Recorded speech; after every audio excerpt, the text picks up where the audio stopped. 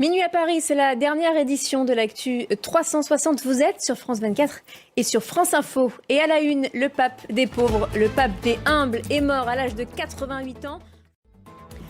Mourir à 88 ans, le lendemain de la résurrection de Jésus, ça ne s'invente pas pour un pape. Jorge Mario Bergoglio est donc mort lundi matin.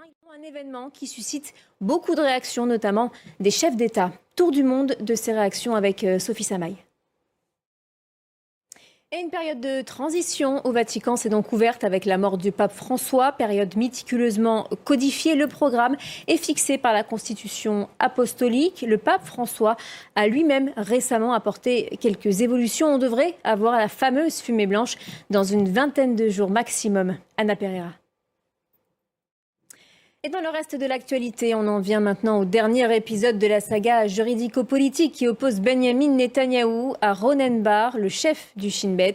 Limogé par le gouvernement, il accuse le Premier ministre d'avoir exigé de lui une loyauté personnelle dans une déclaration écrite sous serment à la Cour suprême. Une lettre que le bureau du Premier ministre Benyamin Netanyahou a qualifiée de mensongère. Kalidoussi.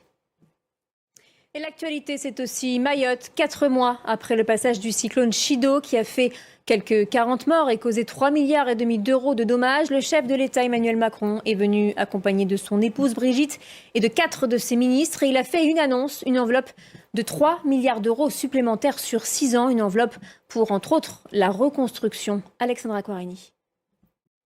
Et c'est la fin de cette édition. La suite, c'est le débat de Stéphanie Antoine sur évidemment la mort du pape François. Et à 1h, retrouvez le journal d'Aude Kersulek. Restez sur France 24 et sur France Info.